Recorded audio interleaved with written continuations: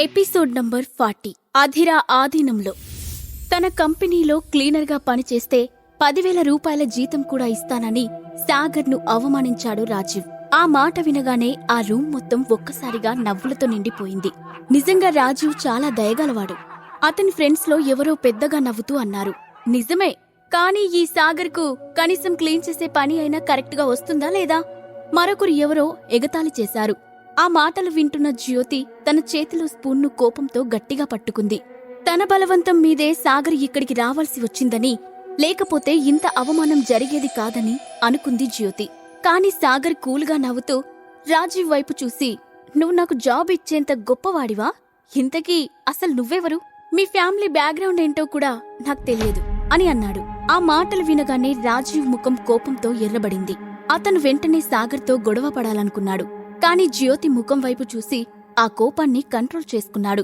కాని తన మాటలు ఆపకుండా, మిస్టర్ సాగర్, నువ్వు చాలా కాలం నుండి ముక్తా ఫ్యామిలీకి ఇల్లరికపు అల్లుడుగా ఉంటున్నావు కదా, అయినా మాలాంటి గొప్పవాళ్ల గురించి ఇంకా తెలియలేదా అని అన్నాడు. నువ్వు గొప్పవాడవని నువ్వనుకుంటే సరిపోతుందా? అది నాకు తెలియాలి కదా, నవ్వుతూ సమాధానం చెప్పాడు సాగర్. సాగర్ మాటకి మాట సమాధానం చెప్పి అతనికి రివర్స్ పంచులిస్తూ ఉండడంతో ఆవేశాన్ని తట్టుకోలేక రాజీవ్ వెంటనే తన చేతిలో ఉన్న గ్లాస్ను బలంగా నేలపైకి విసిరి కోపంగా సాగర్ దగ్గరికి వెళ్లబోతుండగా ఇంతలో ఆ రూమ్ డోర్ తెరుచుకుంది. బయట నుండి హడావుడిగా ఆ గదిలోకి దూసుకొచ్చాడు మోహన్. అతని వెనుకే మరో 4 బాడీగార్డ్స్ కూడా ఉన్నారు. లోపలికి వచ్చిన మోహన్ అక్కడున్న వాళ్ళందర్నీ కోపంగా చూస్తూ, ఇక్కడేం జరుగుతుంది? గ్లాస్ ఎందుకు పగిలిపోయింది? ఈ హోటల్లో ఇలాంటివి చేయకూడదని తెలియదా అని అన్నాడు. సాగర్ వెనక్కి తిరిగి ఉండడంతో మోహన్ అతన్ని గుర్తుపట్టలేదు. మోహన్ను చూడగానే రాజీవ్ ఫ్రెండ్స్ లో ఒకరు, ఇతనెవర్రా ఇలా మాట్లాడుతున్నాడు అని పక్కనే ఉన్న తన ఫ్రెండ్ను అడిగాడు. ష్, గొంతు తగ్గించు, అతను మచ్చమోహన్. ఇతను కూడా గౌతమన్నలాంటి పవరున్నవాడే. అండర్ గ్రౌండ్ ఫోర్సెస్ ను ఇద్దరు సమానంగా లీడ్ చేస్తూ ఉంటారని విన్నాను అని సమాధానం చెప్పాడు అతను పక్కనే ఉన్న ఫ్రెండ్. అదే సమయంలో మోహన్ను చూసిన రాజీవ్ ముఖం ఒక్కసారిగా వెలిగిపోయింది. వెంటనే తన షర్ట్ సర్దుకొని నవ్వు మొహంతో మోహన్ ముందుకు వెళ్లి, హలో మోహన్ గారు, నేను మీకు గుర్తున్నానా? మేనక గారి పుట్టినరోజున మా డాడీతో కలిసి గిఫ్ట్ ఇవ్వడానికి నేను కూడా వచ్చాను అని చెప్పాడు. రాజీవ్కి మోహన్తో కూడా పరిచయం ఉందని తెలిసి అతని ఫ్రెండ్స్ ఆశ్చర్యపోతూ అతన్ని ఒక గొప్పవాడిలా చూశారు. కాని మోహన్ అతని వైపు కోపంగా చూస్తూ, ఎవరు నువ్వు? గ్లాస్ పగలగొట్టింది నువ్వేనా? ఇక్కడ ఇలాంటి పనులు చేస్తే ఏం జరుగుతుందో తెలుసా అని అన్నాడు. అతని కోపం చూడగానే రాజీవ్ ముఖం స్తంభించిపోయింది. కాని అతను వెంటనే సాగర్ వైపు చేయి చూపించి, మోహన్ గారు, ఈ పని చేసింది నేను కాదు. అతను నా గర్ల్ ఫ్రెండ్ ని నన్ను ఇబ్బంది పెడుతున్నాడు. మీరు కరెక్ట్ టైంకి వచ్చారు. వాడి బొక్కలు విరగొట్టి గుణపాఠం చెప్పండి అని గర్వంగా చెప్పాడు. రాజీవ్ మాటలు విని మోహన్ తల తిప్పి అక్కడ కూర్చున్న సాగర్ వైపు చూశాడు. కాని సాగర్ వెనక్కి తిరగకుండానే తను ఎదురుగా ఉన్న టీ కప్ చేతిలోకి తీసుకుని, మోహన్, నువ్వెప్పుడూ నాతో గొడవ పడటానికి ఎదురు చూస్తూ ఉంటావా అని అన్నాడు. ఆ మాట వినగానే రాజీవ్ కోపంగా, ఏయ్, నువ్వు ఎవరితో మాట్లాడుతున్నావో తెలుసా? అతను మచ్చమోహన్ అన్న. ఒళ్ళు దగ్గర పెట్టుకుని మాట్లాడు అని ఆవేశంగా అరిచాడు. కాని ఆ మాట పూర్తవ్వకుండానే ఒక్కసారిగా ఆ గదిలో చెంప చెల్లుమన్న శబ్దం వినిపించింది. దాంతో అందరూ ఆ శబ్దం వచ్చిన వైపు తల తిప్పి చూశారు. అక్కడ రాజీవ్ తన చెంపపై చేయి పెట్టుకుని షాక్తో మోహన్ వైపు చూస్తూ, మోహన్ గారు, మీరు నన్నెందుకు కొట్టారు అని అయోమయంగా అడిగాడు. చంపకుండా వదిలేశాను, దానికి సంతోషపడు, ముందు అడ్డు తప్పుకో అంటూ అతన్ని చేత్తో పక్కకు నెట్టి హడావుడిగా సాగర్ దగ్గరకు వెళ్లి, సార్, నన్ను క్షమించండి, మిమ్మల్ని నేను గమనించలేదు అని భయంగా చేతులు కట్టుకుని చెప్పాడు. ఆ దృశ్యాన్ని చూసి ఆ రూంలో ఉన్న వాళ్ళంతా షాక్ అవుతూ నమ్మలేనట్లుగా చూస్తూ ఉండిపోయారు.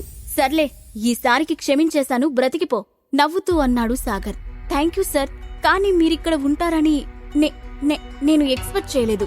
మీరు వస్తున్నారని తెలిస్తే మిమ్మల్ని ముందే రిసీవ్ చేసుకునేవాడిని. అలాగే మీకోసం సుప్రీం ప్రైవేట్ రూమ్ కూడా రెడీ చేసేవాడిని అని వినయంగా చెప్పాడు మోహన్.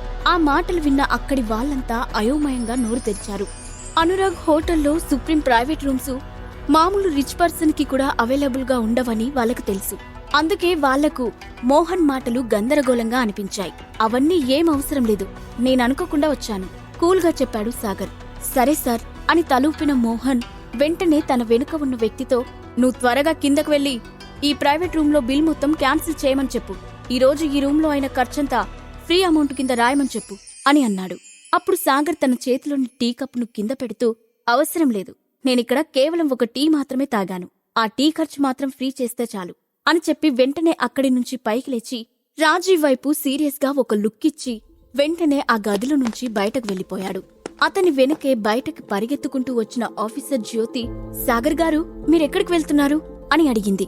ఇంటికి వెళ్తున్నాను అన్నాడు సాగర్. నేను మిమ్మల్ని డ్రాప్ చేస్తాను అని చెప్పిన జ్యోతి వెంటనే తలదించుకుని, ఐఎమ్ రియలీ సారీ, ఇదంతా నా వల్లే జరిగింది. ఇలా అవుతుందని నేను ఎక్స్పెక్ట్ చేయలేదు అని అంది. పర్వాలేదు, అదేమంత పెద్ద విషయం కాదు. వాళ్ళందరూ డబ్బున్న కుటుంబాల నుంచి వచ్చిన పిల్లలు, అందుకే అలా ప్రవర్తించారు అని ప్రశాంతంగా చెప్పాడు సాగర్. జ్యోతి తల ఊపి, థ్యాంక్ యూ వెరీ మచ్. నేను మిమ్మల్ని ఇక్కడికి తీసుకొచ్చాను కాబట్టి నేనే డ్రాప్ చేస్తాను అని అంటూ అతనితో పాటు కిందకు దిగింది. ఇద్దరు కలిసి కార్ దగ్గరికి వెళ్తున్న సమయంలో అక్కడికి పరిగెత్తుకుంటూ వచ్చాడు రాజీవ్.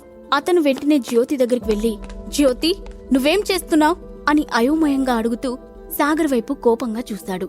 అతని దృష్టిలో మచ్చామోహన్ సాగర్కి అంత గౌరవం ఇవ్వడానికి కారణం అతను ముక్తాదేవి ఇంటి అల్లుడు కావడమే. అప్పుడు జ్యోతి, నేను సాగర్ని ఇంటి దగ్గర డ్రాప్ చేయడానికి వెళ్తున్నాను, అతను నా ఫ్రెండ్ అని ముఖంలో అసంతృప్తితో చెప్పింది. ఆ మాట వినగానే రాజీవ్కి సర్రున కోపం వచ్చింది. కాని కంట్రోల్ చేసుకుంటూ, జ్యోతి, అంటే నీ ఉద్దేశమేంటి? నీ ఫ్రెండ్ ముక్తాదేవి ఇంటి అల్లుడైనంత మాత్రానా నీకంత ఎక్కువైపోయాడా? ముందు నా మాట విని వెనక్కిరా అని బెదిరిస్తున్నట్లుగా అన్నాడు. ఆ మాటకు జ్యోతి అతని వైపు సీరియస్గా చూసి ఏం సమాధానం చెప్పకుండా సాగర్తో, మీరు అతని మాటలు పట్టించుకోవద్దు, మనం వెళ్దాం పదండి అని అంది. ఇంతలో హఠాత్తుగా వాళ్ల ముందు వచ్చి ఆగింది ఒక బ్లాక్ కలర్ కార్. చూస్తుండగానే ఆ కార్ డోర్ ఓపెన్ అవ్వడం, అందులో నుంచి గ్రీన్ కలర్ పొగ వాళ్ల ముగ్గురి వైపు దూసుకురావడం ఒకేసారి జరిగిపోయింది. వాళ్ళు రియాక్ట్ అవడానికి కొంచెం కూడా టైం లేకపోవడంతో ఆ పొగ పీల్చిన ఆ ముగ్గురు ఒక్కసారిగా కళ్ళు తిరిగి పడిపోయారు. కాసేపటికి ముగ్గురు కళ్ళు తెరిచి ఒకరి తర్వాత ఒకరు స్పృహలోకి వచ్చారు.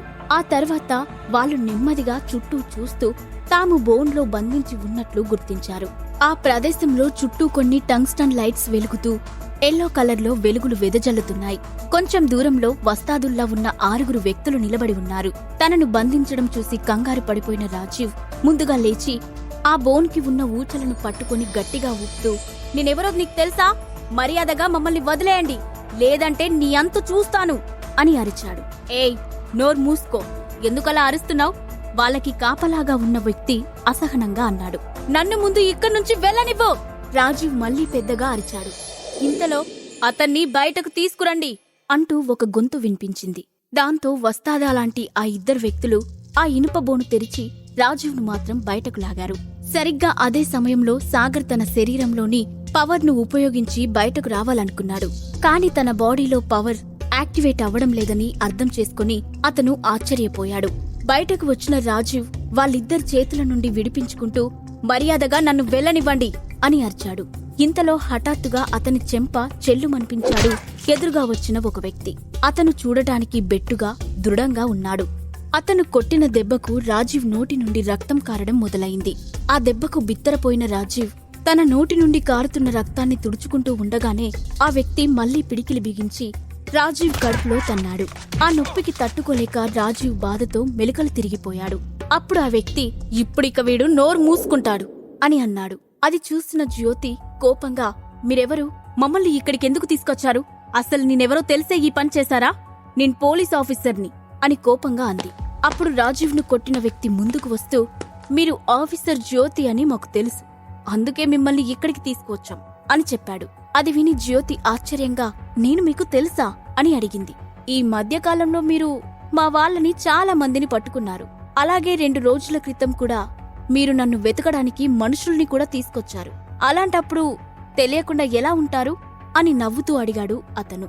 ఆ మాట వినగానే జ్యోతి కళ్ళు ఆశ్చర్యంతో ముడుచుకున్నాయి. దాంతో ఆమె అతని వైపు చూస్తూ, అంటే నువ్వు అధీరానా? మీరంతా ఐరన్ ఈవిల్ అలయన్స్ నుండి వచ్చారా అని హడావుడిగా ప్రశ్నల వర్షం కురిపించింది. సీక్రెట్ కింగ్డమ్లో ప్రోఫౌండ్ మాస్టర్ ఉన్నట్లుగానే చెడు శక్తులకు నిలయమైన ఒక దుష్ట సంస్థ కూడా ఉందని జ్యోతికి బాగా తెలుసు. అందులో ఉండే వాళ్ళంతా కరడుగట్టిన నేరస్తులే. జ్యోతి మాటలు విన్న సాగర్ ముఖం చిట్లిస్తూ, ఐరన్ ఈవిల్ అలయన్స్ అంటే ఏంటి అని అడిగాడు. అప్పుడు అధీరా తన ఎదురుగా ఉన్న సాగర్ రాజీవ్లను క్రూరంగా చూసి జ్యోతి వైపు తిరిగి, ఆఫీసర్ జ్యోతి, నీకోసం ఇద్దరు అందమైన అబ్బాయిలు పోటీ పడుతున్నట్లున్నారు. చూస్తుంటే నువ్వు బాగా సంతోషంగా ఉన్నట్లున్నావు అని ఎగతాళిగా అన్నాడు. అర్థంలేని మాటలు మాట్లాడకు. ఆ పనికి మాలిన వాడితో నన్ను పోల్చకు, కోపంగా అరిచాడు రాజీవ్. ఆ మాటకు అధీర అతని వైపు సీరియస్గా చూసి, నువ్వు చాలా ఎక్కువ మాట్లాడుతున్నావు, నోరు మూసుకో. ఇప్పుడు మీరంతా నా ప్లేస్లో ఉన్నారు, ఆ విషయం మర్చిపోవద్దు అని బెదిరింపుగా చెప్పాడు. అప్పుడు జ్యోతి వెంటనే, వాళ్ళిద్దరినీ వదిలేయ్, నీ మనుషుల్ని అరెస్ట్ చేయమని చెప్పింది నేను, కాబట్టి దానికి బాధ్యత నాది, వాళ్ళనేం చేయొద్దు అని బ్రతిమాలుతున్నట్లుగా అడిగింది. ఐరన్ ఈవిల్ అలయన్స్ ఎలాంటి సంస్థ అనేది ఆమెకు బాగా తెలుసు. సీక్రెట్ కింగ్డమ్లో ఉన్న గొప్ప సెక్టార్లతో పోల్చలేనప్పటికీ ఐరన్ ఈవిల్ అలయన్స్ లో కూడా కొన్ని సెక్టార్లు ఈ మధ్యకాలంలో చాలా త్వరగా అభివృద్ధి చెందాయి. ఈ విషయం తెలిసి దానిని అంతమొందించడానికి సుమారు 100 సంవత్సరాల క్రితం సీక్రెట్ కింగ్డమ్లోని మొదటి 10 సెక్టార్లు కలిసి పనిచేయడం మొదలుపెట్టాయి. కానీ దురదృష్టవశాత్తు ఐరన్ ఈవిల్ అలయన్స్ లో చాలా మంది ఎక్స్పర్ట్లు ఉన్నారు. అందుకే వాళ్లపై చేసిన అటాక్ ఏదీ సక్సెస్ అవ్వలేదు. పైగా సీక్రెట్ కింగ్డమ్లోనే ఉన్న కొంతమంది వ్యక్తులను ఐరన్ ఈవిల్ అలయన్స్ లో ఉన్న మరికొంతమందితో పరిచయాలు ఉన్నాయి. అలాగే వారిలో ప్రతి ఒక్కరికి ప్రత్యేకమైన స్కిల్స్ తో పాటు పవర్ఫుల్ బేస్ కూడా ఉంది. అందుకే జ్యోతి ఎంత ప్రయత్నించినా వారిని పట్టుకోలేకపోయింది. జ్యోతి మాటలు విన్న రాజీవ్, ఆమె చెప్పింది నిజమే, ఆమె చేసిన పనికి నాకు ఎలాంటి సంబంధం లేదు, నన్నిక్కడి నుంచి వెళ్ళనివ్వండి, కావాలంటే మీకు ఎంత డబ్బు కావాలన్నా ఇస్తాను అని వేడుకోవడం మొదలుపెట్టాడు. ఐరన్ ఈవిల్ అలయన్స్ చాలా పవర్ఫుల్ అని అప్పటికే అతడు కూడా గ్రహించాడు. అందుకే అతను భయంతో వణికిపోతున్నాడు.